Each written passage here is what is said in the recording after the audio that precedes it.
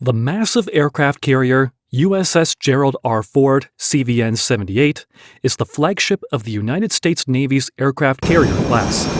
According to current plans, the aircraft carrier will make its first deployment in 2022, which is 4 years later than it was originally scheduled to do so. The Navy has removed parts from the future aircraft carrier, John F. Kennedy, in order to ensure that the carrier can deploy this year, a move that is not expected to cause a delay in the construction of the Kennedy. In this video, we will take a look at the new secret American aircraft carrier, which is scheduled to be launched. We will talk about a variety of things, including its construction, size, and, most importantly, its operational testing and evaluation. Make sure to watch the video to the end to learn about the various full ship shock tests that were conducted during the construction of the USS Gerald, as well as how to discover how the name of this aircraft carrier came about. Now, let's get into the video proper. The aircraft carrier is named after Gerald Ford, the 38th President of the United States, whose naval service during World War II included combat duty aboard the light aircraft carrier Monterey in the Pacific Theater. Senator John Warner of Virginia proposed amending a 2007 defense spending bill to declare that CVN-78 shall be named the USS Gerald Ford in 2006, while Gerald Ford was still alive. The final version, signed by President George W. Bush on October 17, 2006, stated, "Is the sense of Congress. CVN-78 should be named the USS Gerald R. Ford." Although, because such sense of language is typically non-binding and lacks legal force, the Navy was under no obligation to name the ship after Ford. During a eulogy for President Ford at Grace Episcopal Church in East Grand Rapids, Michigan, on January 3, 2007, former U.S. Secretary of Defense Donald Rumsfeld announced that the aircraft carrier would indeed be named after Ford. Rumsfeld stated that he informed Ford of the honor during a visit to his Rancho Mirage home a few weeks before Ford's death. As a result, the aircraft carrier is one of the few ships in the United States named after a living person. The Navy later confirmed that the aircraft carrier would be named after the former president. Then, on January 16, 2007, Navy Secretary Donald Winter officially named CVN-78 USS Gerald R. Ford. Some of the parts taken from the Kennedy to hasten the construction process of the USS Gerald include HMI screens for stores elevators, as well as motor controllers, power supplies, small pumps, limit switches, and valve actuators for various systems throughout the ship. Since the ship's construction began in 2005, it has been plagued by several technical issues, equipment failures, and delays, owing to the incorporation of at least 23 new technologies into the design.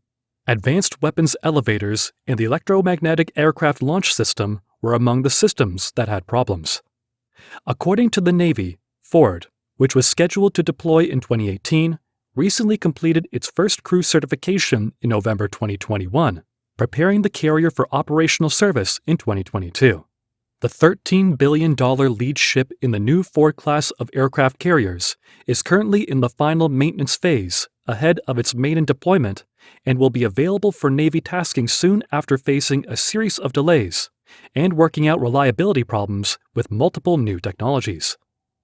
In a recent interview with USNI News, Rear Admiral Gregory Huffman, commander of Carrier Strike Group 12, who will lead the Ford CSG on its first deployment, said, "Everything is on track. We are still looking to get out as scheduled after the 6-month availability. No big showstoppers that they've come across at all.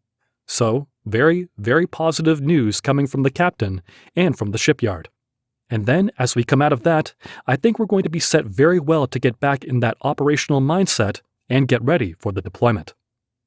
Huffman recently had a front row seat to the global force management that takes place in the Pentagon and how the Navy's assets fit into the mix, having served as the Chief of Naval Operations Staff until June, where he led Operations and Plans N3. The Ford class promised to increase the sortie generation by about 30%, thanks in part to magnetic motor-driven elevators that moved ordnance up and down the rails, as opposed to the Nimitz class cable elevators. Meanwhile, the electromagnetic aircraft launch system, EMLS, is faster than the Nimitz class's steam catapult system and requires less manpower. The advanced arresting gear replaces the high-maintenance hydraulic Mark VII arresting gear, which catches fixed-wing aircraft when they land on the carrier. Both systems are software-based, which resulted in an EMLS failure aboard Ford last summer, which caused flight operations to be halted for several days. While the Navy's carrier force has been under constant strain for the past 2 decades, Huffman is hopeful that Ford's addition to the fleet will alleviate the service's carrier supply and demand problem. According to Huffman, his previous assignment in the Pentagon taught him how the strain affects both naval assets and sailors. The Annual Director, Operational Test and Evaluation, (DOT&E) report from January 2014 stated that critical ship systems in lab and test environments, including the EMLS, Advanced Arresting Gear, AAG, dual-band radar, and weapons elevators, were not reliable enough and required additional testing and improvements. The Naval put in place a rigorous testing program to ensure that any performance issues were resolved before the systems were installed on the aircraft carrier. Fast forward to June 2016, major issues with the main turbine generators were discovered. The fix, which necessitated design changes, was implemented and validated during acceptance trials in May 2017. In April 2017, the initial operational test and evaluation milestone was reached. Gerald R. Ford set sail for the first time under her own power on April 8, 2017, on her way to sea for builder's trials. On April 14, 2017, she completed her trials and returned to Naval Station Norfolk. She left for acceptance trials on May 24, 2017, and finished them on May 26, 2017. The Navy requested in 2018 that shock trials be postponed for at least 6 years in order to expedite the ship's deployment, but this request was denied. Gerald R. Ford completed her first full ship shock trial 87 nautical miles, 100 miles off Ponce Inlet, Florida, on June 18, 2021, to ensure that she can withstand battle conditions. The USGS recorded a 3.9 magnitude earthquake after 40,000 pounds, 18 tons of TNT was detonated underwater. The shock trials were a success, with no major flooding, fires, or equipment failures, despite the best efforts of 40,000 pounds of explosives detonated in the water around the ship. Huffman said that the radar, EMLS, and AAG performed well during the shock trials, with all of them still running immediately after each of the shocks. Additional tests were carried out in July and August, with test detonations placed closer to the hull. The ship was determined to have passed the tests, bringing the trials to a close. The fact that the USS Gerald R. Ford will add another carrier to the Navy, in addition to introducing new technologies, is significant in and of itself. The carrier force has been under intense pressure in recent years, which has resulted in extended periods at sea, as well as so-called double-pump deployments, in which operational cruises are made back-to-back. This is due to a significant increase in demand for carriers to support U.S. military operations and foreign policy goals around the world, as well as a significant number of flat tops undergoing maintenance and major overhauls. Some have declared the entire situation unsustainable. With little indication that demands for carriers will increase, the arrival of the USS Gerald R. Ford, followed by the other members of its class, should provide much-needed relief to the carrier force.